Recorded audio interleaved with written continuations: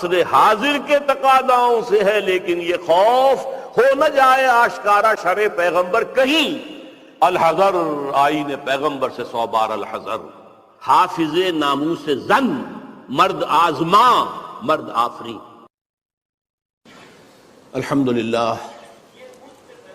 الحمدللہ وکفا والصلاة والسلام علی عبادہ الذین اصطفیٰ، خصوصاً علی افضلہم وخاتم النبیین محمد الامین وعلی آلہ وصحبہ اجمعین۔ اما بعد فاعوذ باللہ من الشیطان الرجیم، بسم اللہ الرحمن الرحیم۔ رب اشرح لی صدری ویسر لی امری واحلل عقدۃ من لسانی یفقہوا قولی۔ اللہم ربنا الہمنا رشدنا واعذنا من شرور انفسنا۔ اللہم ارنا الحق حقا وارزقنا اتباعہ وارنا الباطل باطلا وارزقنا اجتنابہ، آمین یا رب العالمین۔ معزز حاضرین اور محترم خواتین، السلام علیکم ورحمۃ اللہ وبرکاتہ۔ اس حقیقت میں کسی شک و شبے کی گنجائش نہیں ہے کہ 20ویں صدی عیسوی کے عظیم ترین اسلامی مفکر علامہ اقبال تھے۔ مزید برآں وہ ملت اسلامیہ کے احیاء کے علم بردار تھے، بلکہ اس کے مبشر تھے۔ انہوں نے بشارت دی تھی کہ اب یہ شاخ ہاشمی کرنے کو ہے، پھر برگ و بر پیدا۔ بشارت دی تھی کتاب ملت بیضا کی پھر شیرازہ بندی ہے، یہ شاخ ہاشمی کرنے کو ہے، پھر برگ و بر پیدا۔ تو یہ صرف اس کی احیاء کے علم بردار ہی نہیں تھے، مبشر بھی تھے۔ سب سے بڑھ کر وہ اسلام کی نشأت ثانیہ کے علم بردار تھے۔ میں ان دو چیزوں کو ذرا علیحدہ کر رہا ہوں، اسلام کی نشأت ثانیہ اور ملت کی دوبارہ دنیا میں سربراہی کا پیدا ہونا، یہ ہمیشہ ساتھ نہیں رہے ہیں۔ ابتدا میں اسلام ابھرا عربوں کے ساتھ، حضور بھی صلی اللہ علیہ وسلم عرب تھے، خلافت راشدہ خلفائے اربعہ عرب تھے، لیکن خلافت راشدہ کے اختتام کے ساتھ اسلام کا زوال شروع ہو گیا۔ ریاست کی سطح پر سے اسلام خارج، اب جس کے پاس طاقت ہے وہ حاکم ہوگا۔ امرہم شورا بینہم، پس پشت، جس کی لاٹھی اس کی بھینس۔ یہ زوال شروع ہو گیا، لیکن عرب اقتدار، امت کا اقتدار بڑھتا چلا گیا، بڑھتا چلا گیا، بڑھتا چلا گیا، تقریباً 500 برس تک۔ آپ کو معلوم ہے کہ جسے ہم مسلم تاریخ کہتے ہیں، مسلم تاریخ کا تو زینت وہی ہے۔ ہارون الرشید کا زمانہ، مامون الرشید کا زمانہ، امین الرشید کا زمانہ، یہ ہے اصل دور۔ لیکن یہ خلافت راشدہ تو نہیں تھی، ملوکیت تھی، جسے علامہ اقبال نے امپیریلزم کہا ہے، عرب امپیریلزم، اپنے لیکچرز میں، اپنے خطبہ الہ آباد میں۔ اس کے بعد مسلمانوں پر بہت بڑا زوال آیا، بہت بڑا زوال آیا۔ پہلے صلیبیوں کے ہاتھوں آیا، لاکھوں مسلمان قتل ہوئے۔ میڈیٹرینین کا پورا علاقہ جو ہے وہ عیسائیوں کے قبضے میں چلا گیا، یروشلم ہمارے ہاتھ سے نکل گیا، 88 برس تک عیسائیوں کے پاس رہا، 1099 سے 1187 تک۔ اس کے بعد پھر ایک مرتبہ لے لیا ہے 13ویں صدی کے شروع میں، پھر عیسائیوں نے واپس لیا، پھر واپس لیا گیا ہے۔ بہرحال یہ پہلا جو تھا زوال کا ہمارا، پہلی سیڑھی تھی، لیکن اس کے بعد زوال آخری انتہا کو پہنچا ہے 13ویں صدی میں، تاتاریوں کے ہاتھوں کروڑوں مسلمان قتل ہوئے۔ میں جو بات بتا رہا ہوں وہ یہ ہے کہ اسلام اور مسلمان کو ایک شے نہ سمجھیے۔ ابتدا میں وہ ایک تھے، خلافت راشدہ کے بعد اسلام کا زوال، لیکن مسلمانوں کا عروج جاری رہا، بلکہ وہ اپنی انتہا کو پہنچا۔ پھر مسلمانوں کا بھی زوال آ گیا، لیکن اس کے کچھ عرصے بعد معجزہ رونما ہوا کہ پاسباں مل گئے کعبے کو صنم خانے سے، ہے یہاں فتنہ تاتار کے افسانے سے، جن تاتاریوں کے ہاتھوں کروڑوں مسلمان قتل ہوئے تھے وہی اسلام لے آئے، اسلام نے انہیں فتح کر لیا۔ بہرحال پھر ترکوں کے زیر قیادت مسلمانوں کا دوسرا عروج آیا ہے۔ ترکان تیموری ہندوستان میں، ترکان صفوی ایران میں، ترکان سلجوقی مڈل ایسٹ میں، ترکان عثمانی Ottomans, the great Ottoman empire for 4 centuries 400 years، خلافت بھی ان کے پاس رہی۔ پھر ان کا بھی زوال آ گیا، اور یوں سمجھئے کہ پچھلی صدی کے آغاز میں پہلی جنگ عظیم کے بعد اسلام اور مسلمان دونوں انتہائی زوال کی حالت میں تھے، دونوں۔ لیکن بہرحال اس کے بعد ایک تھرڈ اپورڈ موومنٹ شروع ہوئی ہے، وہ ایک علیحدہ مسئلہ ہے۔ لیکن میں یہ عرض کر رہا تھا کہ علامہ اقبال ملت اسلامیہ کی بھی احیاء کے علمبردار تھے اور اسلام کی نشست ثانیہ کے بھی علمبردار تھے، یہ دونوں چیزیں ان کے ہاں بیک وقت موجود ہیں۔ البتہ ایک بات نوٹ کر لیجئے، کوئی انسان بڑے سے بڑا مفکر ایسا نہیں ہوتا کہ ابتدا ہی سے اس کا فکر پختہ ہو، اسے منازل میں سے گزرنا ہوتا ہے، لَتَرْكَبُنَّ طَبَقًا عَنْ طَبَقٍ، درجہ بدرجہ آگے جانا ہوتا ہے۔ یہ معاملہ انبیاء کا ہے، رسولوں کا ہے، جن کو اول روز سے ہی اللہ تعالیٰ کے ساتھ جن کا رشتہ قائم ہوتا ہے وحی کا۔ لیکن غیر نبی کوئی بھی بڑے سے بڑا انسان، چنانچہ علامہ اقبال کی زندگی کے بھی 4 ادوار کا میں ذکر کرنا چاہتا ہوں۔ 1894-95 سے انہوں نے شعر کہنے شروع کیے یہیں شہر لاہور میں، اس سے لے کر 1905 تک، یہ 10 سال لگ بھگ بنتے ہیں، وہ ایسے ہی ایک شاعر تھے جیسے بہت دوسرے شاعر ہوتے ہیں، بس یہ کہ اس میں فنی طور پر کچھ ان کا پڑھا بھاری ہوگا بعض اعتبارات سے، لیکن وہی عشق و محبت کی باتیں اور وہی ہجر اور وصال کے قصے اور وہی گل و بلبل کی داستانیں، کی گود میں بلی دیکھ کر، یہ اس قسم کے مضامین، اور اس کے ساتھ اس وقت وہ ایک انڈین نیشنلزم کے بھی علمبردار بن کے سامنے آئے۔ ایک نیا شوالہ اس دیش میں بسائیں، گویا کہ ہندوستان مسلمان، ہندو اور مسلمان مل کر کوئی ایک معبد تعبیر کرے۔ شاید یہ صدائے بازگشت تھی اکبر کے فلسفہ دین الہی کی، یا پھر اس کے بعد راجہ رام موہن رائے کا جو مجلس ایزدی تھی، برہمو سماج، ایک نیا شوالہ اس دیش میں بسا، اور اس میں سے یہ بھی ہے ترانہ ہندی، سارے جہاں سے اچھا ہندوستاں ہمارا، ہم بلبلیں ہیں اس کی، وہ گلستاں ہمارا، وغیرہ وغیرہ۔ یہ 2 نکات میں نے آپ کے سامنے نوٹ کیے ہیں۔ یہ ہے 1905 تک کا معاملہ۔ 1905 سے لے کر 1908 تک 3 برس علامہ اقبال نے یورپ میں گزارے ہیں، برطانیہ میں اور جرمنی میں۔ اس دور میں ان کے اندر ایک عظیم انقلاب برپا ہوا ہے۔ وہ انقلاب کیا تھا؟ ایک انہی کا مصرع جو ہے بورو کر رہا ہوں، مسلمان کو مسلمان کر دیا طوفان مغرب نے۔ اقبال جب یورپ گیا تھا اتنا مسلمان نہیں تھا جتنا کہ وہاں جا کر مسلمان ہوا۔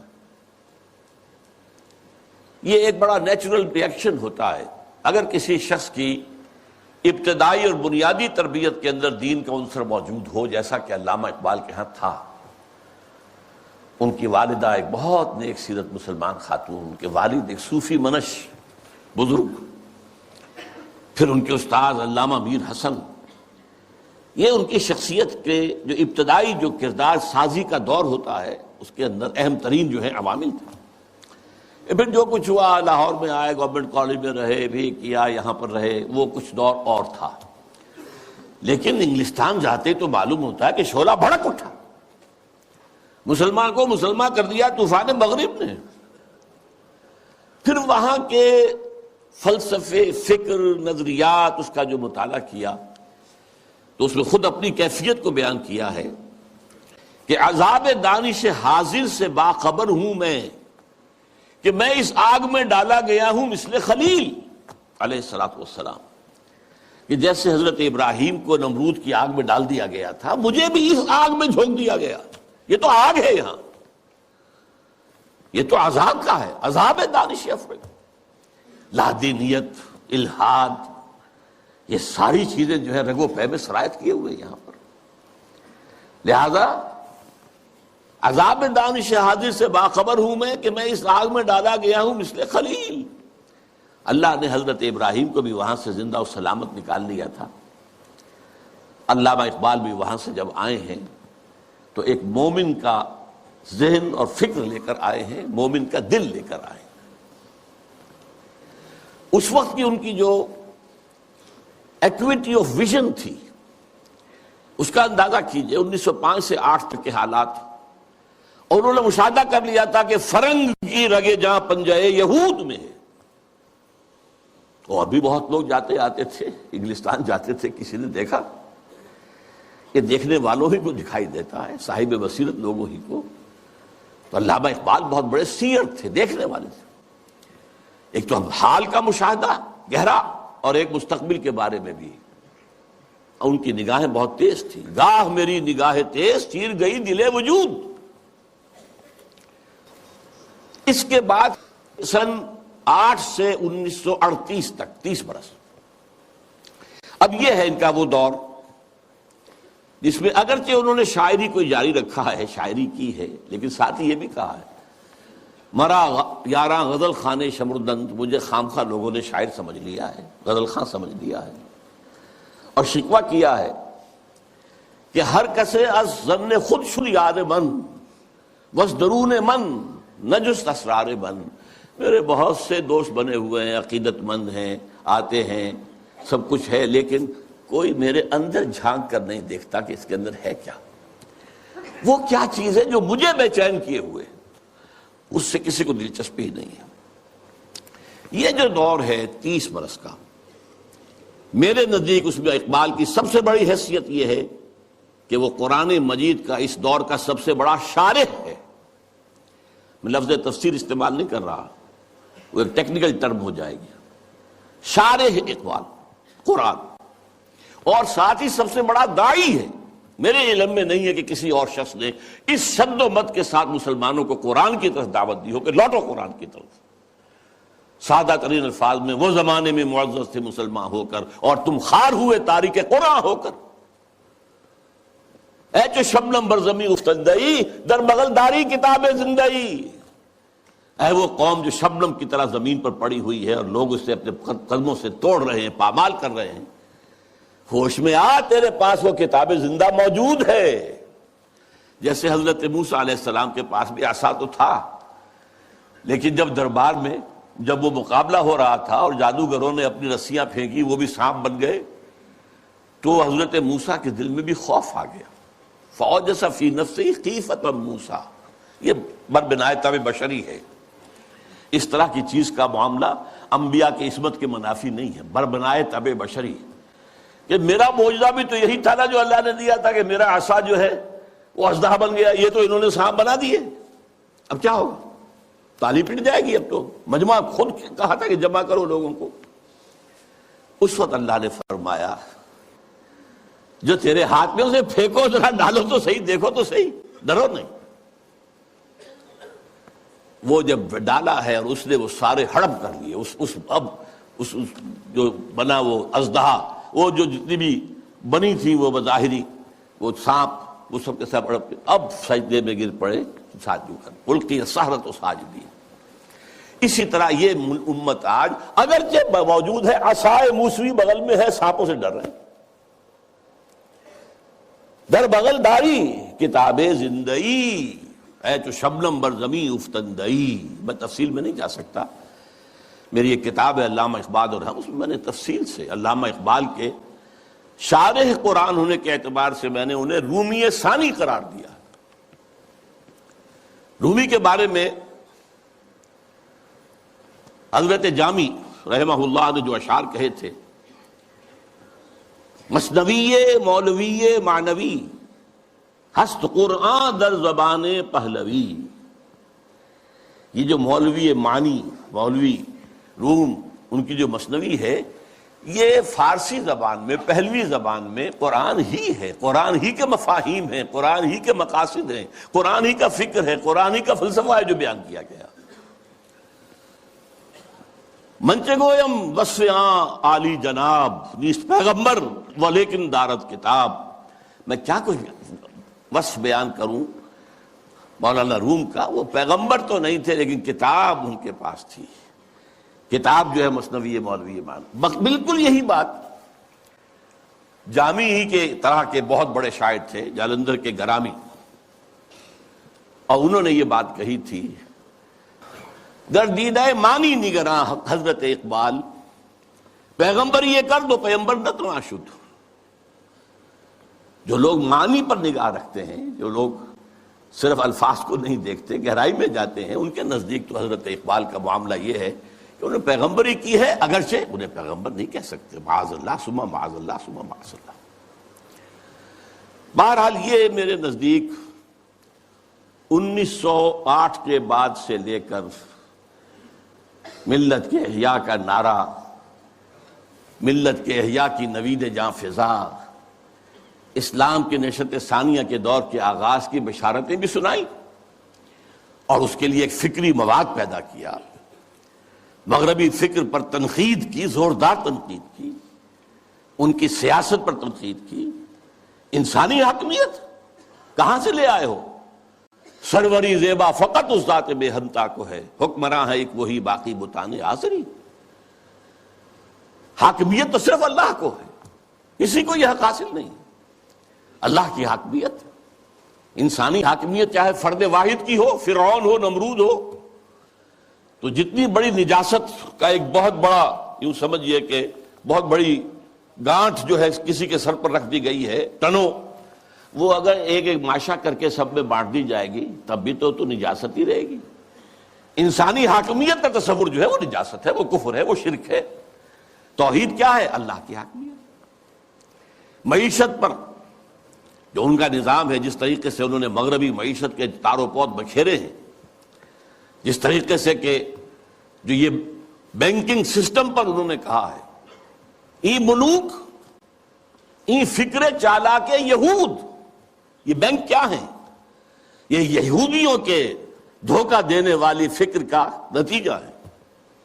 نور حق السینہ آدم ربود، آدم کے دل سے، آدم کے سینے سے وہ نور حق جو ہے، وہ جو نفخت فیہ من روحی، وہ جو روحانی عنصر ہے انسان کا، جس کا محل قلب ہے، اس کو نکال باہر کیا.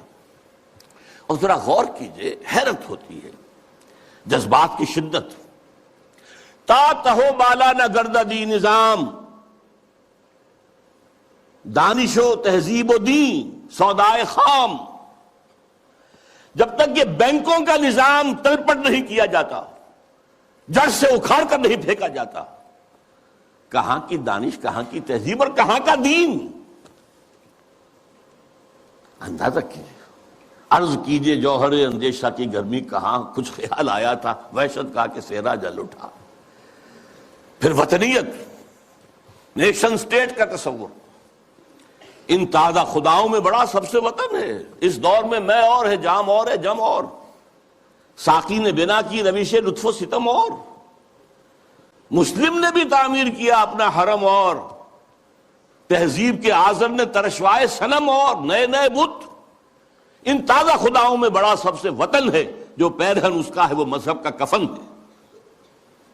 نظارہ دیری نہ زمانے کو دکھا دے، اے مصطفی خاک میں اس بت کو ملا دے. اسلام تیرا دیس ہے، تو مصطفی ہے، بازو تیرا توحید کی قوت سے قوی ہے. اب یہ تصورات کا اندازہ کیجیے، یہ کوئی شاعری کے مضامین ہے؟ یہ وصل و ہجر کی باتیں ہو رہی ہے؟ کیا ہو رہا ہے؟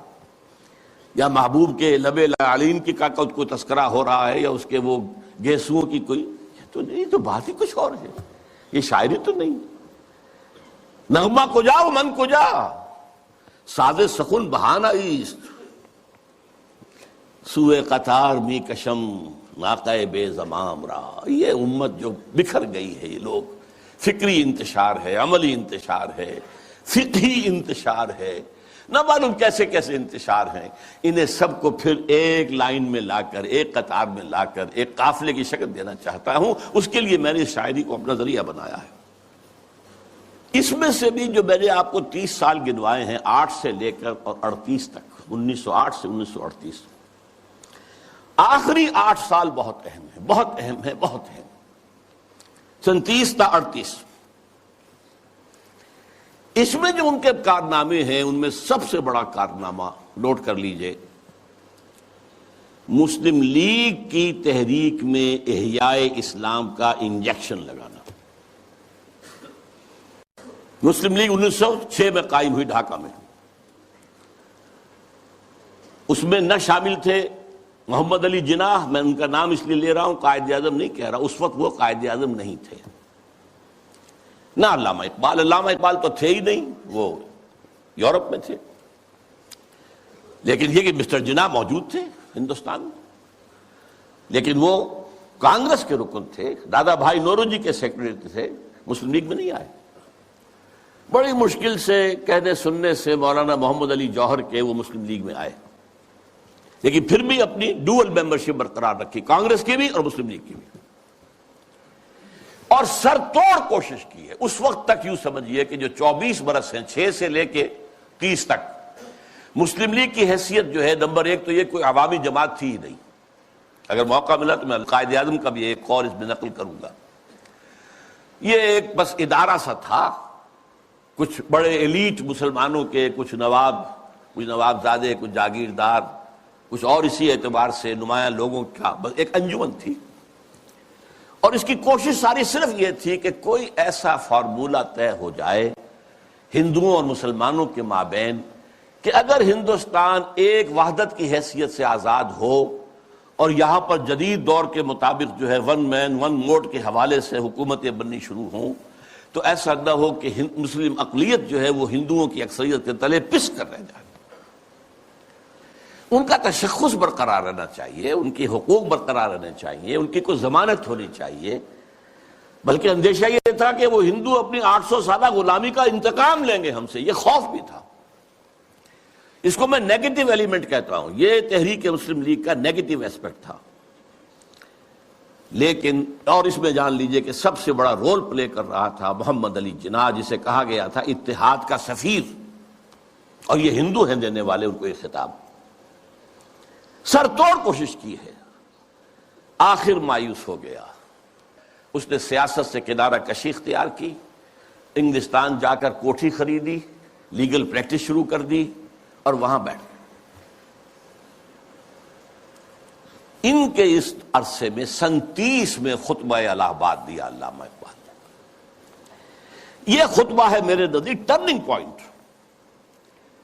کہ اس سے پہلے اگرچہ علامہ اقبال اپنی شاعری میں اسلام کے دوبارہ زندہ ہونے کی نوید سنا چکے تھے اور خبر دے رہے تھے کہ کتاب ملت بیضا کی پھر شیرازہ بندی ہے، اشاق ہاشمی کرنے کو ہے پھر برگ و بر پیدا، سبق پھر پڑھ صداقت کا، شجاعت کا، عدالت کا، لیا جائے گا تو اس سے کام دنیا کی امامت کا، اور نکل کے صحرا سے جس نے روما کی سلطنت کو الٹ دیا تھا، سنا ہی میں قدسیوں سے میں نے کہ شیر پھر ہوشیار ہوگا، وغیرہ وغیرہ. تو ایک سور تو اقبال پھونک چکا تھا. جو بھی تعلیم یافتہ لوگ تھے ہندوستان میں مسلمان، خاص طور پر شمالی ہند میں زیادہ، لیکن حیدرآباد دکن میں بھی بہت ہی اس کا گہرا اثر تھا. لیکن یہاں آ کر اب مسلم لیگ کے صدر کی حیثیت سے انہوں نے انجیکشن لگایا. وہ انجیکشن کیا تھا؟ نمبر ایک، مسلمان ایک علیحدہ قوم ہیں، قومیت کی کسی بھی تعریف پر پورے اترتے. یہ ان کا فلسفیانہ حصہ ہے اس خطبے کا. لیکن جس چیز کو میں کہہ رہا ہوں ٹرننگ پوائنٹ، انہوں نے کہا یہ ڈیسٹنی ہے، یہ تقدیر مبرم ہے کہ ہندوستان کے شمال مغرب میں ایک مسلم ریاست قائم ہوگی. It was not a proposal, it was a prophecy, destiny. Number ایک. نمبر دو، اور اگر ایسا ہو گیا تو ہمیں موقع مل جائے گا کہ اسلام کے تابناک چہرے پر جو بدنما داغ اور دھبے آ گئے تھے عرب ملوکیت کے دور میں، لفظ کیا ہے؟ عرب امپیریلزم. یہ بنو امیہ کا دور، یہ بنو عباس کا دور، پھر ترکان عثمانی کے دور، یہ بادشاہتیں تھی. اس میں خلافت کا تو سوال نہیں، نام خلافت کا رہا، خلفائے بنو امیہ اور خلفائے بنی عباس اور خلفائے بنو عثمان وغیرہ، آل عثمان. اب اس دور میں جو نقشہ اسلام کا آیا ہے دنیا کے سامنے، وہ ظاہر رہا بہت بدنما ہے، بہت داغدار ہے. اگر ہمیں آزاد ایک مسلمان ریاست مل جاتی ہے، ہمیں موقع مل جائے گا کہ ان بدنما داغوں اور دھبوں کو ہٹا کر دھو کر صحیح اسلام کا ایک نقشہ پوری دنیا کے سامنے پیش کریں. یہ ہے پازیٹیو انجیکشن. یہاں سے مسلم لیگ کا دور ثانی شروع ہوتا. اب وہ صرف منفی نہیں تھا، اب وہ تحفظات ہی کی بات نہیں تھی، اب یہ کہ اس میں ایک مثبت، ایک مقصد نصب العین، ایک اعلیٰ ہدف، ایک اونچا آدرش قائم ہو گیا. اس زمانے میں اسم اکرام صاحب جو ہیں، جن کی مشہور کتابیں ہیں روض کوثر، موج کوثر، آب کوثر، بہت ہی بڑے پڑھے لکھے آدمی تھے. اس زمانے میں آکسفورڈ میں پڑھتے تھے. قائد اعظم سے ملاقات کے لیے گئے اور کہا آپ کیوں چھوڑ کر آ گئے ہندوستان کو؟ ہندوستان کے مسلمانوں کو آپ کی قیادت کی ضرورت ہے. میں حیران ہو گیا ان کے دو جملے پڑھ کر. ہندوز آر انکوریجیبل، ہندو ناقابل اصلاح ہے. میں نے سر توڑ کوشش کر کے دیکھ لی، وہ کوئی عقل کی بات سننے کو تیار نہیں. Hindus are incorrigible. اور مسلمانوں کا حال یہ ہے کہ ان کا بڑے سے بڑا لیڈر جو بات مجھ سے صبح کہتا ہے، شام کو جا کر وہ اپنی سطح کے مطابق یا ڈپٹی کمشنر سے یا گورنر سے کہہ دیتا. تو ایسی قوم کی رہنمائی میں کیسے کروں؟ لیکن پھر یہ اقبال ہے جو میدان میں آیا ہے. 1932 کی گول بیس کانفرنس میں شرکت کے لیے علامہ اقبال لندن گئے. محمد علی جناح اس میں شریک نہیں تھے کیونکہ وہ تو سیاست چھوڑ چکے تھے. اس موقع پر محمد علی جناح سے ملاقاتیں کی ہیں علامہ اقبال نے، اور یہی مثبت انجیکشن ان کو لگایا.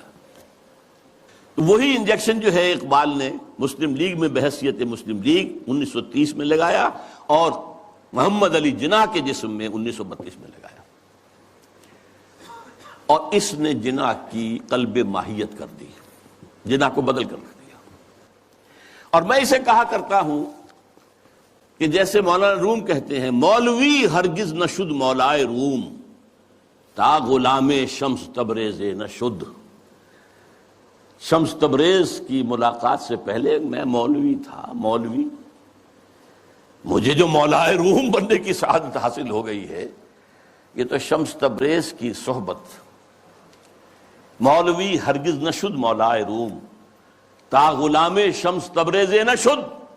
اسی طرح محمد علی جناح کبھی قائد اعظم نہیں بن سکتا تھا اگر اقبال نے اس کے اندر یہ انجیکشن نہ لگایا ہوتا. میں اس کے ثبوت کے لیے چاہتا ہوں ذرا یہ ایک میں کوٹیشن دے رہا ہوں. 21 اپریل 1932 کو جب علامہ کا انتقال ہوا ہے تو اس وقت جو ہے ایک بہت بڑی پبلک جلسہ جو ہے ہو رہا تھا کلکتہ میں. وہاں عین جلسے کی حالت میں خبر پہنچی تو اخبار نے یہ لکھا، جو میرے پاس کوٹیشن ہے، دی نیشنز وائس نامی کتاب سے یہ چیزیں میں نے لی ہیں، کہ یہ جلسہ جو ہے قائد اعظم کی تقریر نے اس کے اندر وہ رنگ پیدا کیا کہ وہ سارا سیاسی معاملات جو زیر غور تھے ختم ہو گئے، صرف ایک کانڈولنس میٹنگ بن کر رہ گئی. تعزیت اجلاس. الفاظ سنیے، میں سارا نہیں سنا سکتا، صرف چند جملے. Mr. M. Jinnah said that the sorrowful news of the death of Sir Muhammad Iqbal had plunged the world of Islam in gloom and mourning. Sir Muhammad Iqbal was undoubtedly one of the greatest poets, philosophers and seers of human history. Seers, دیکھنے والا، پیش بینی کرنے والا، آنے والے حالات کو دیکھ لینے والا. To me, he was a personal friend, philosopher, and guide, and as such, the main source of my inspiration and spiritual support. یہ کون کہہ رہا ہے؟ محمد علی جناح. وہ کوئی اس طرح کا آدمی نہیں تھا کہ جو لفاظی کرتا ہو، وہ ایک ایک لفظ جانچ کر تول کر بولنے والا شخص ہے، اس نے یہ کہا ہے. اور اس سے بھی آگے کی بات سن لیجئے. If I live to see the ideal of Muslim state being achieved in India, and then if I were offered to make a choice between the works of Iqbal and the rulership of that Muslim state, I would prefer the former. اگر ہم پاکستان حاصل کر سکے اور اس میں اگر موقع آیا اور مجھ سے کہا گیا کہ اب آپ کے پاس دو چوائسز ہے، یا علامہ اقبال کے کلام کو قبول کر لیجئے اور یا اس ملک کی حکمرانی، تو میں علامہ اقبال کے کلام کو ترجیح دوں گا. پھر میں عرض کر رہا ہوں، یہ الفاظ کس کے ہیں؟ قائد اعظم کے. بلکہ ایک اور میں اس کو آپ کو سنانا چاہتا ہوں، ایک جملہ اور. In April 1936, I thought transforming the Muslim League, which was then only an academical institution, into a parliament of the Muslims of India. From that time to the end of his life, he, yani Iqbal, continued, he continued, Qaid Azam ne kaha, he continued, Iqbal stood as a rock by him. He was not only a great poet who had a permanent place in the history of the world's best literature, but he was also a very dynamic personality. بہرحال یہ پہلی بات تھی جو میں نے گنوائی ہے.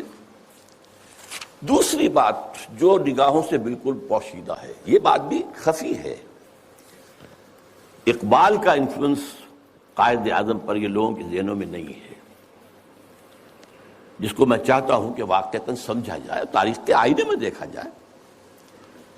دوسری بات جو بالکل ہی خفی ہے، سن 32 سے 35 تک علامہ ایک ایسی جماعت قائم کرنے کی کوشش کرتے رہے جو اسلام کے احیاء اور اسلام کی نشرت ثانیہ کا کام کر سکے.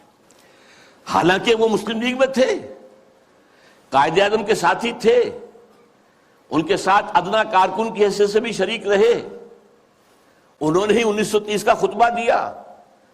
لیکن وہ یہ محسوس کرتے تھے اور صحیح محسوس کرتے تھے کہ مسلم لیگ کی تحریک کے نتیجے میں ایک مسلم قومی ریاست تو قائم ہو سکتی ہے، اسلامی ریاست قائم نہیں ہو سکتی. لہذا سن 32 سے 35 تک کے عرصے کے درمیان ان کی کوشش رہی کہ ایک جماعت بنے. وہ جماعت کیا ہو؟ پریکٹسنگ مسلمز کے اوپر مشتمل ہو، جو اسلام پر عمل کرے. ویسے یہ کتاب پوری تفصیل سے آپ اس میں پڑھ سکیں گے، علامہ اقبال کی آخری خواہش. یہ پورا ڈاکومنٹ ہے، اللہ کا شکر ہے کہ جو اب سامنے آ چکا ہے. پھر یہ کہ اس کا نظم جو ہے عمارت کی بنیاد پر ہو، صدارت کی بنیاد پر نہیں، وہ عمارت بیعت کی بنیاد پر ہو، اور وہ کبھی الیکشن میں حصہ نہ لے. یہ 4 چیزیں نوٹ کر لیجئے. یہ بہت سے اعتبارات سے مسلم لیگ کا اینٹی تھیسس بنتا ہے. اس کی کوشش کر رہے تھے. اس کی وجہ کیا ہے؟ وہ بات جو بعد میں علامہ کے انتقال کے 2 سال بعد مولانا مودودی نے کہی ہے 1940 میں اسٹریچی ہال علی گڑھ یونیورسٹی میں، جو ایک کتاب کی شکل میں شائع ہوتی ہے، اسلامی حکومت کیسے قائم ہوتی ہے. مین تھیم یہی تھا کہ مسلمانوں کی ایک قومی تحریک کی بنیاد پر ایک قومی ریاست تو وجود میں آ سکتی ہے، اسلامی نہیں آ سکتی. اس میں ہر طرح کا آدمی آ سکتا ہے، ہر کردار کا آدمی آ سکتا ہے، ہر شخص آ سکتا ہے، نمازی ہے یا نہیں ہے، روزہ رکھتا ہے یا نہیں رکھتا ہے، شاعر اسلام سے تعلق ہے یا نہیں ہے، قادیانی ہے یا کوئی اور ہے، کچھ ہو، کوئی بھی ہو، نام مسلمان کا ہونا چاہیے. مسلم لیگ کا تو معاملہ یہ تھا. اس سے ظاہر بات ہے اسلامی ریاست قائم نہیں ہو سکتی. یہ بات علامہ اقبال کے دل کی بات ہے. مولانا مودودی کو بلانے والے دکن سے علامہ اقبال تھے. مسلم نیشن ہوڈ کی بات جو 1930 میں علامہ اقبال نے کی تھی اپنے خطبے میں، اسے نہایت سلیس پیرائے کے اندر واضح کرنے والے علامہ مولانا مودودی تھے، مسئلہ قومیت کے نام سے۔ اسی آخری دنوں میں یہ جو نظمیں ان کی آئی ہیں جو 1935 کے بعد کہی گئی ہیں اور جو ان کی زندگی میں شائع بھی نہیں ہوئی، یہ ان کے زندگی بھر کی سوچ کا نچوڑ ہے۔ ظاہر بات ہے، جو میں نے کہا تھا کہ مفکر ہو، فلسفی ہو، اس کے فکر میں ارتقاء ہوتا ہے، ارتقاء ہوتے ہوتے وہ اپنی انتہا کو پہنچتا ہے۔ لہذا اقبال کے فکر کا ارتقاء جو ہے وہ ان نظموں میں ہے کہ جو ان کے انتقال کے بعد شائع ہوئی ہیں، ارمغان حجاز ان کی زندگی میں شائع نہیں ہو سکی، چونکہ اس وقت تک اردو کی نظمیں تھیں بہت کم، علیحدہ کتابی شکل میں نہیں شائع کی گئی، بلکہ فارسی کے ساتھ ہی ملا کر اس کو فارسی اردو جمع کر کے شائع کیا گیا۔ اور دوسرے، جیسا کہ میں نے عرض کیا، انہوں نے ایک نئی جماعت کا جو ہے تصور پیش کیا اور کوشش کی کہ وہ قائم ہو جائے۔ ایک چھوٹا سا نکتہ اور کہ میں نے اپنے لیے ایک لقب اختیار کیا ہے، یکے از رگ ہائے ساز اقبال۔ اس کا پس منظر کیا ہے؟ زندگی کے آخری ایام میں حضرت علامہ بہت تشویش میں تھے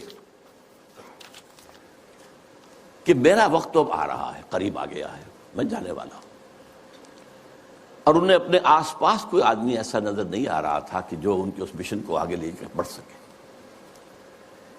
میں قرآن مجید میں جب غور کرتا ہوں تو معلوم ہوتا ہے جو حضرت زکریا کی کیفیت تھی، جبکہ انہوں نے دعا کی اللہ سے، اللہ مجھے بیٹا عطا کر دے، میں اب بوڑھا ہو گیا ہوں، وَإِنِّي خِفْتُ الْمَوَالِيَ مِنْ وَرَائِي، اب میں جو موالی ہیں، میرے آس پاس ہیں، ارد گرد لوگ ہیں، رشتہ دار ہیں، ان سے تو مجھے اندیشہ ہے کہ وہ اس راستے پر نہیں چڑھ پائیں گے۔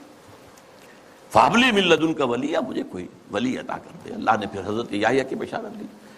یہ تشویش تھی جو علامہ اقبال کے ذہن میں تھی۔ آخری دنوں کے ان کے دو اشعار بہت مشہور ہیں، سرود رفت باز آیت کے نایت، نسیم از حجاز آیت کے نایت، سرآمد روزگار ای فقیر دیگر دانا راز آیت کے نایت۔ اچھا، دیگر دانا راز کے بارے میں ایک اور ان کی نظم جو ہے جو زبور عجم میں ہے، اس کا بھی مرکزی شعر یہی ہے۔ پہلا شعر بہت اہم ہے، اگرچہ میرے اس وقت کے موضوع سے متعلق نہیں ہے، لیکن میں اس کا ذکر کروں گا ضرور، اس لیے کہ علامہ کے بارے میں ایک عام غلط فہمی یہ ہے کہ وہ حضرت مہدی کے ظہور اور حضرت عیسیٰ کے نزول کے قائل نہیں تھے۔ ایسی بات غلط ہے۔ یہ زبور عجم کی نظم سنا رہا ہوں آپ کو۔ خضر وقت از خلوت دشت حجاز آید بروں، کارواں زی وادی دور و دراز آید بروں۔ یہاں حضرت مہدی کے لیے خضر وقت، اپنے وقت کا خضر، رہنما، وہ لفظ استعمال کیا ہے، مذہبی اصطلاح استعمال نہیں کی ہے، لیکن خلوت دشت حجاز سے برآمد ہوں گے۔ اس میں شیعہ سنی دونوں کنسپٹ جمع ہو گئے۔ شیعوں کے نزدیک ان کے 12ویں امام روپوش ہے، وہاں سے برآمد ہو جائیں گے، اور سنیوں کے نزدیک حضرت ام سلمہ رضی اللہ تعالی عنہ کی ایک روایت کے مطابق وہ روپوش ہوں گے، مکے میں چھپے ہوئے ہوں گے۔ تو یہ دونوں تصورات جمع ہو گئے، خلوت دشت حجاز، خضر وقت از خلوت دشت حجاز آیت بروں، کارواں زی وادی دور و دراز آیت بروں۔ قافلہ جو چلے گا وہ اس وادی دور و دراز سے، اس کون سی وادی؟ جہاں اقبال تھا، اور حضور کی حدیث ہے، یخرج ناس من المشرق یوطئون للمہدی، یعنی سلطان ہی، مشرق کے ایک ملک سے فوجیں آئیں گی جو حضرت مہدی کی حکومت کو قائم کریں گی، مضبوط کریں گی۔ اس حدیث کی تعبیر ہے کہ کارواں زی وادی دور و دراز آیت بروں۔ اب اس میں ایک درمیانی شعر بھی ہے، عمر حاضر کعبہ و بتخالہ می نالد حیات، تاز بزم عشق یک دانائے راز آیت بروں۔ دانائے راز جو ہے وہ کوئی روز روز پیدا نہیں ہوتا۔ عمر نسل بعد نسل حیات انسانی جو ہے کعبہ اور بت خانے میں نالا کرتی رہتی ہے، فریاد کرتی رہتی ہے، فغاں کرتی، تب کہیں جا کر کوئی ایک دانائے راز برآمد ہوتا۔ تو دانائے راز تو اب تک کوئی اور نہیں آیا ہے اقبال کے بعد۔ اللہ چاہے گا تو اب وجود میں آ جائے گا، ابھی تک تو نہیں آیا۔ البتہ اس نظم کے آخری شعر کے حوالے سے کس قدر پیارا شعر ہے، اس میں شعریت بھی اپنی انتہا کو ہے۔ چنگ را گیرے دست دستم کہ کارز دست رفت، نغمام خون گشت و از رگہائے ساز آیت بروں۔ اے لوگو میرے ہاتھ سے یہ ساز لے لو، یہ ستار اب لے لو، میرے ہاتھ سے لے لو، میرے ہاتھ کا کام تو ہو چکا، میری انگلیوں نے اس میں ساز بھر دیا ہے، اس میں جو نغمہ ہے وہ بھر دیا ہے۔ نغمہ میرا نغمہ خون گشت، خون بن کر ان تاروں میں دوڑ رہا ہے جیسے انسانی رگوں کے اندر خون دوڑتا ہے۔ از رگ ہائے ساز آیت بروں، یہاں سے خود بخود باہر نکلے گا۔ چنانچہ بہت سے لوگوں نے، اللہ کا شکر ہے، کام کیا ہے۔ مرزا محمد منور صاحب بھی ہیں ہمارے جنہوں نے یہ کام کیا ہے، چودھری مظفر حسین صاحب بھی ہیں، اب ڈاکٹر فتح محمد ملک ہے، اور لوگ بھی بہت سے ہیں۔ تو میں ان کو کہتا ہوں رگ ہائے ساز اقبال، لیکن میں نے خود اپنے لیے یہ لقب اختیار کیا ہے، یکے از رگ ہائے ساز اقبال، اقبال کے ساز کے تاروں میں سے ایک تار میں بھی ہوں۔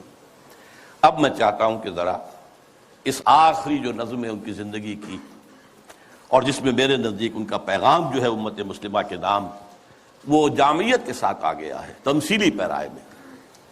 یہ ابلیس کی مجلس شورا ہے۔ میں حیران ہوتا ہوں کہ محسوس ہوتا ہے کہ آج کل کہیں یہ مجلس شورا جو ہے کہیں منعقد ہوئی ہے حال ہی میں، اور یہ 80 سال پہلے کی بات ہے۔ ابلیس صاحب جو ہیں صدر ہیں، ظاہر بات ہے اس اپنی مجلس شورا کے، وہ پہلے اوپننگ ایڈریس کر رہے ہیں، یہ عناصر کا پرانا کھیل یہ دنیائے دوں۔ یہ جو دنیا ہے یہ کیا ہے؟ عناصر کا پرانا کھیل ہے، ایلیمنٹس، سالمات، ایٹمز، انہی کی اکھیڑ پچھاڑ ہے نا جس کا یہ کھیل چل رہا ہے۔ یہ عناصر کا پرانا کھیل، یہ دنیا دوں کہتے ہیں پست کو، بہت گھٹیا، یہ گھٹیا دنیا جو ہے، یہ دنیا زمین۔ یہ لفظ جواب شکوہ میں اقبال نے بھی استعمال کیا ہے کہ شوخ و گستاخ یہ پستی کے مکین کیسے ہیں، یہ زمین کے رہنے والے کیسے شوخ اور گستاخ ہے، کس طریقے سے شکوہ کیا ہے اللہ سے۔ تو اسی طرح وہ ابلیس کہتا ہے یہ عناصر کا پرانا کھیل یہ دنیائے دوں۔ یہ عناصر کا پرانا کھیل، یہ میٹریلزم کے جتنے بھی شعبے ہیں، جتنی بھی شاخیں ہیں، جتنے بھی گریڈز ہیں، اور ہندوستان میں چار واک ہے، جین مت ہے، بدھ مت ہے، اور سانکھ درشن، یہ سب اسی کے ہیں۔ یہ خالص میٹیریل کھیل ہے دنیا کا، اس سے آگے انہیں کچھ اور نظر نہیں آتا۔ دنیا کی حقیقت خالص مادہ ہے، مادے ہی کی بنیاد پر یہ دنیا ہے۔ ساکنان عرش اعظم کی تمناؤں کا خون، ساکنان عرش اعظم ملائکہ مقربین، ان کی تمناؤں کا خون ہو گیا۔ کیسے؟ جب اللہ نے کہا تھا وَإِذْ قَالَ رَبُّكَ لِلْمَلَائِكَةِ إِنِّي جَاعِلٌ فِي الْأَرْضِ خَلِيفَةً، تو فرشتوں نے ذرا استفہام کیا تھا نا، قالوا وتجعل فيها من يفسد فيها ويسفك الدماء ونحن نسبح بحمدك ونقدس لك۔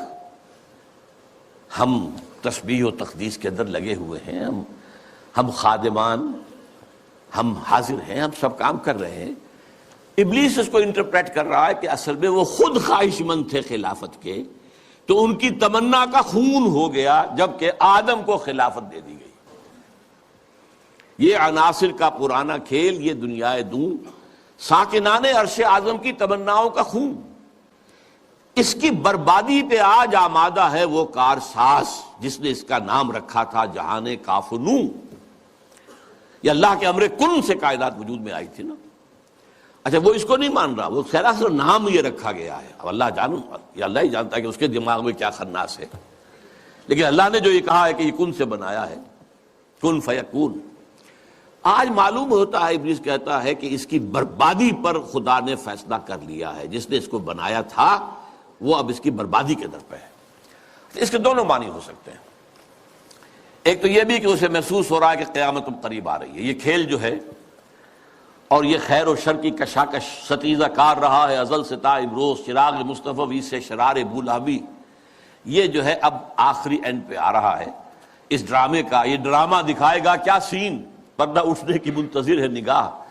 تو جیسے کہ یہ بات کہی گئی ہے کہ یہ ڈرامہ جو ہے اب ختم ہونے کو، اقبال نے بھی اس کو کہا ہے، دنیا کو ہے پھر مار کا روح و بدن پیش، تہذیب نے پھر اپنے درندوں کو ابھارا، اللہ کو پامر دیے مومن پہ بھروسہ، ابلیس کو یورپ کی مشینوں کا سہارا۔ تو وہ بھی محسوس کر رہا ہے کہ شاید اب وہ قیامت ختم ہے اور یہ کھیل اب آخری سین پر آ گیا، اور شاید اس کا مفہوم یہ ہو کہ اس دنیا میں ہم نے شر کا، شرک کا، الحاد کا، یہ سارے بے حیائی کا، بے شرمی کا، سودی نظام کا، انسانی حاکمیت کا، یہ سارا کھیل ہم نے بنایا ہے۔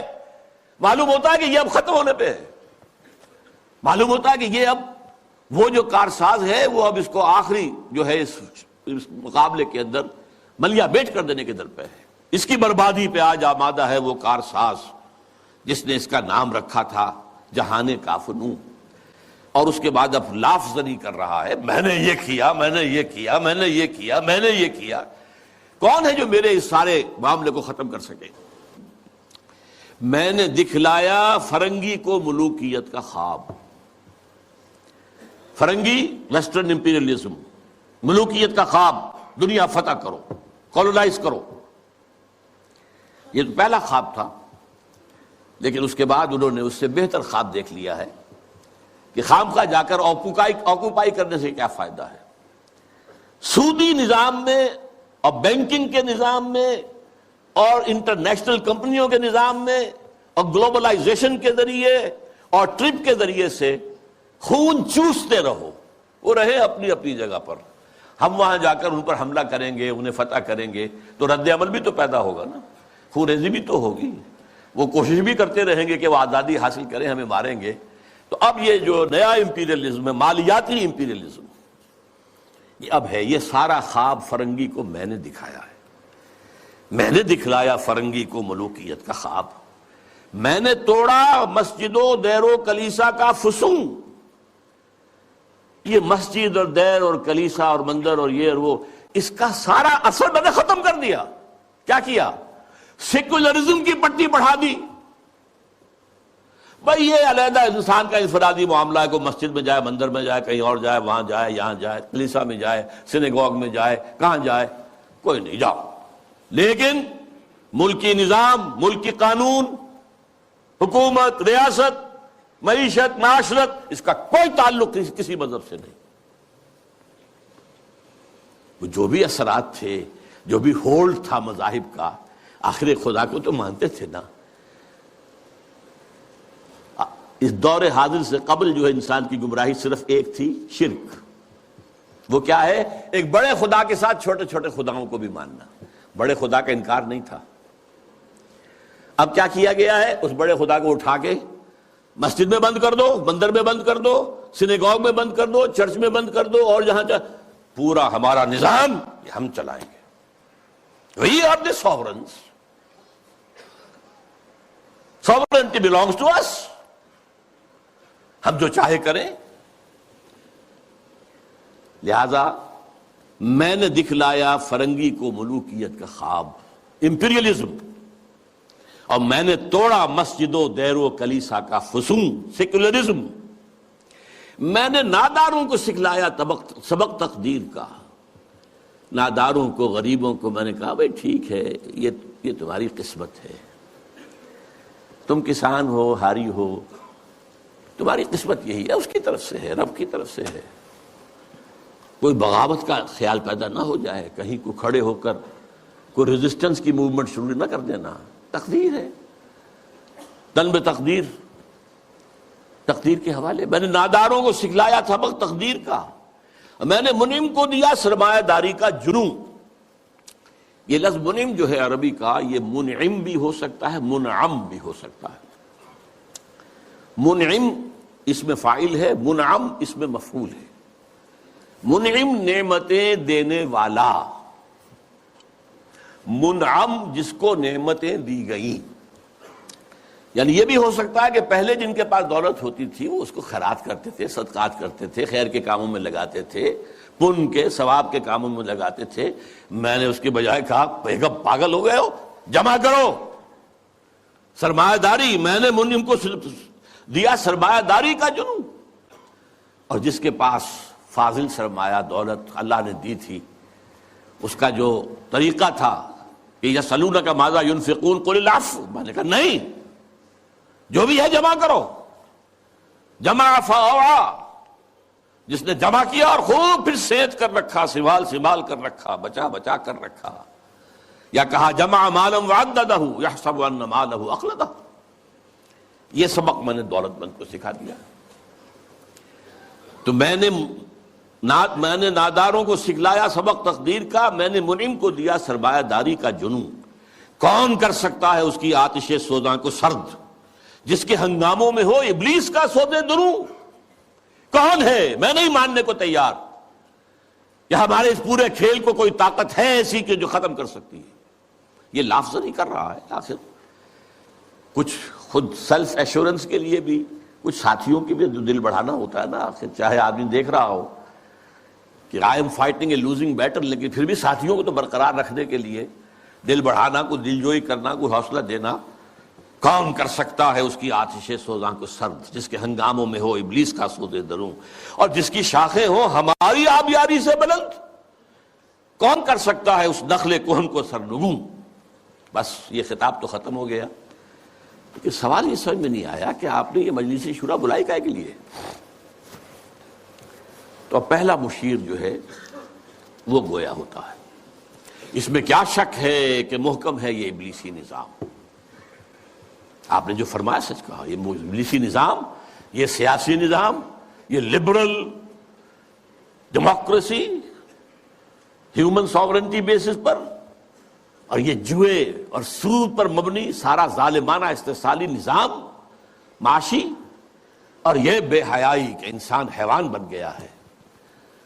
اقبال نے اپنی وہ جو ذرا غزلیں ان کی باغ درا کے آخر میں ہیں، کچھ استہزائیہ انداز میں بھی ہیں، یہ کوئی دن کی بات ہے مرد ہوش مند، غیرت نہ تجھ میں ہوگی نہ زن اوٹ چاہے گی، وہ اوٹ بھی نہیں رہے گی۔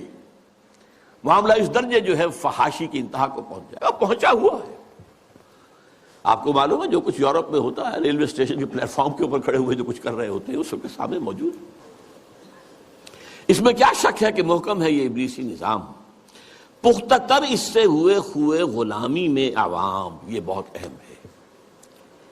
عوام کے اندر ایک پیسیمسٹک ایک انداز پیدا ہو چکا ہے، وہ ایکٹیوسٹ نہیں ہے، اب وہ کام کرنے کو تیار نہیں ہے، خوئے غلامی میں پختہ ہو گئے، دبے رہنے کے لیے تیار ہیں، ایکسپلائٹ کیے جانے کے لیے تیار ہیں۔ پختہ تر اس سے ہوئے خوئے غلامی میں عوام ہے، ازل سے ان غریبوں کے مقدر میں سجود، ان کی فطرت کا تقاضا ہے نماز بے قیام۔ نماز بے قیام کسے کہتے ہیں؟ وہ نماز جس میں قیام نہ ہو۔ نماز میں قیام ہے، پھر رکوع ہے، پھر سجود ہے، پھر سجود ہے، پھر کھڑے ہونا ہے، لیکن ان لوگوں کی نماز اب وہ ہے جس میں قیام ہے ہی نہیں، رکوع ہی رکوع ہے یا سجود ہی سجود ہے، ہر جگہ جو ہے ماتھا ٹیکے ہوئے بیٹھے ہوئے ہیں، اور ہر جگہ پر جو ہے اس پورے سارے نظام کو، ظالمانہ نظام کو قبول کیے ہوئے ہیں۔ کچھ طلب تقدیر ہیں، کچھ کہتے ہیں مجبور ہیں، کیا کریں، کچھ حال مست ہیں، کچھ مال مست ہیں، لیکن یہ کہ کوئی بھی اس کے مقابلے میں آنے کو تیار نہیں ہے۔ آرزو اول تو پیدا ہو نہیں سکتی کہیں، ہو کہیں پیدا تو مر جاتی ہے یا رہتی ہے خام۔ آرزو، امنگ، کوئی اعلیٰ اونچا خیال، کوئی اونچا اعلیٰ نصب العین، کوئی اونچا آدرش، کچھ نہیں، یہ ہے ہی نہیں۔ حیوان کی سطح پر نظر آ چکا۔ آرزو اول تو پیدا ہو نہیں سکتی کہیں، ہو کہیں پیدا تو مر جاتی ہے یا رہتی ہے خام، اگر ہو بھی جائے تو مر جاتی ہے فوراً۔ یعنی یوں سمجھیے کہ اول تو زمین بنجر ہے، یہاں سے کسی چیز کی رویدگی کا امکان ہی نہیں، اگر کوئی چیز اگ بھی آئے تو اس فضا کے اندر آکسیجن ہی نہیں ہے، پروان کیسے چڑھے گی؟ ہوا اسے آکسیجن دینے کو تیار ہی نہیں، لہذا وہ مر جاتی ہے۔ ہو کہیں پیدا تو مر جاتی ہے یا رہتی ہے خام۔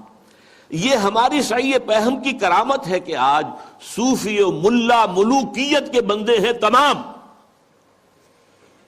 یہ بڑی تلخ بات ہے جو اقبال نے کہی ہے، لیکن بہت بڑی تلخ لیکن حقیقت پر مبنی بات ہے۔ صوفی و ملا ملوکیت کے بندے ہیں تمام۔ خلافت راشدہ کے بعد جو نظام ہمارا چلا ہے اس میں صوفی و ملا، علماء اور صوفیاء، ان کا نظام کیا تھا؟ ملوکیت کو سپورٹ، ایک نیگیٹو سپورٹ ہے۔ خانقاہوں میں بیٹھو، اللہ اللہ کیے جاؤ، ضربیں لگائے جاؤ، یہ کیے جاؤ، اپنا تزکیہ کیے جاؤ، مانجھے جاؤ، اپنے آپ کو رگڑے جاؤ رگڑے جاؤ رگڑے جاؤ رگڑے جاؤ، اسی میں زندگی بتا لو،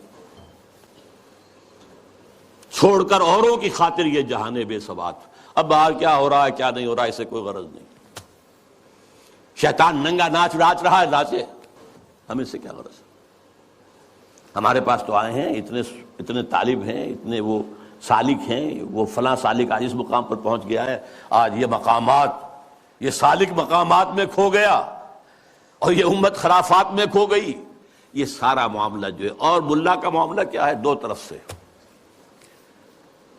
ملا نے سب سے پہلے، ہمارے فقہا نے متغلب کی حکومت کو جائز قرار دیا، یعنی اگر کوئی شخص اپنی قوت کے بل پر آ کر حکومت پر قبضہ کر لے تو جائز ہے،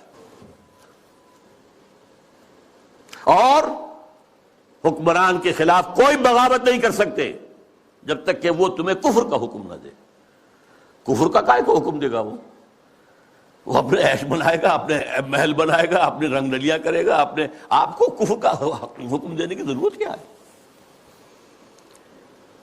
یہ تصور ہے جو سنی اسلام کے اندر اس کی رگوں میں چلا گیا اور اس نے سن کر دیا اسلام کو۔ استثناء اگر ہے تو شیعہ اسلام ہے، وہ تسلیم نہیں کرتے، چاہے کھڑے نہ ہو، مقابلہ نہ کریں، تسلیم نہیں کرتے، ذہناً ریکنسائل نہیں کرتے، نفرت کرتے ہیں۔ یہی ان کی پوری تاریخ کے اندر ہے۔ لیکن ہمارے ہاں کیا ہے؟ شیخ الاسلام بن کر بیٹھے ہوئے ہیں۔ استاد نے، امام ابو حنیفہ نے تعاون گوارا نہیں کیا اس ملوکیت کے ساتھ۔ عہدے کی پیشکش کی گئی، قاضی القضات ہو جاؤ گے تمہارا فتویٰ جو ہوگا وہی قانون بن جائے گا۔ ان کا نہیں، ہرگز نہیں۔ جیل کاٹی، مارے کھائیں۔ شاگرد نے قاضی ابو یوسف عہدہ قبول کر کے تعاون شروع کر دیا۔ استاد نے کہا تھا مزارعت حرام، جس کی زمین ہے خود کاشت کرے۔ شاگرد صاحب نے کچھ تھوڑی سی شرطیں لگا کر مزارعت جائز۔ کیوں؟ ملوکیت کے پاؤں ہوتے ہیں جاگیردار، وہ جیسے کنسلا ایک ہم کہتے ہیں، ایک جانور ہوتا ہے جس کے بہت پاؤں ہوتے ہیں، سینٹی پیڈ اور اس طرح پاؤں، ایسے ہی جاگیرداری کے پاؤں ہوتے ہیں۔ یہ 30 ہزاری منصبدار ہے، یہ 20 ہزاری منصبدار ہے، یہ 10 ہزاری ہے، یہ 5 ہزاری ہے۔ ان پاؤں پر ملوکیت کھڑی ہوتی ہے۔ یورپ میں کیا تھا؟ یہی فیوڈلز، بیرنز، لارڈز، ان کے اوپر بادشاہ۔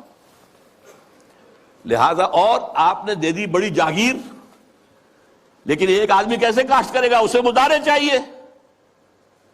ابو حنیفہ کہہ رہا ہے حرام ہے، کیسے بات بنے گی؟ لیکن نہیں، جواز ہے۔ یہ ستا اٹھ کے کوئی نہیں خوش ہوتا،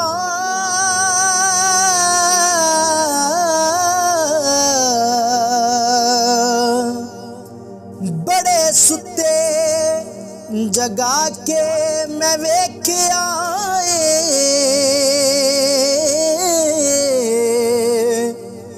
کتے جیا نہیں کوئی وفادار ڈٹھا، تے ٹکر سکا بھی پا کے ویکھ آئے۔